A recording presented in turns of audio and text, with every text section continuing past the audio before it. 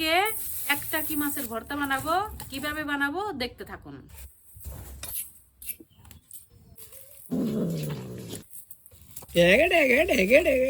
ও গাছটি সেই সুন্দর হয়েছে। ওরে ভাই শুনেন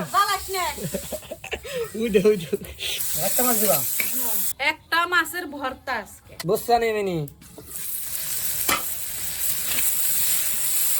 তো বেটে ভর্তা, শিলপাটায় শিলপাটায় বাইটে ভর্তা। যখন মুখ গরগর লাগবো ভাত বা কিছু খাইতে ইচ্ছা করতেছে না, এইভাবে ভর্তা ভাইজে রান্না করে খাবেন।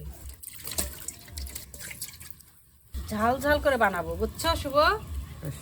এই যে লবণ দিয়ে দিলাম। ভর্তার মধ্যে ঝালটা আর রসুনটা একটু বেশি দেওয়ার চেষ্টা করবেন, তাইলে স্বাদ বেশি লাগবে। এই যে আলু, মাছ, ধনিয়া পাতা দিয়ে দিলাম। ভর্তা দেখেই তো মুখে পানি চলে আসছে আমার। করো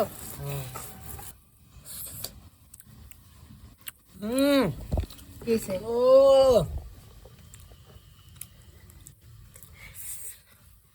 ভালো হয়েছে, লবণ হয়েছে? করা হয়েছে।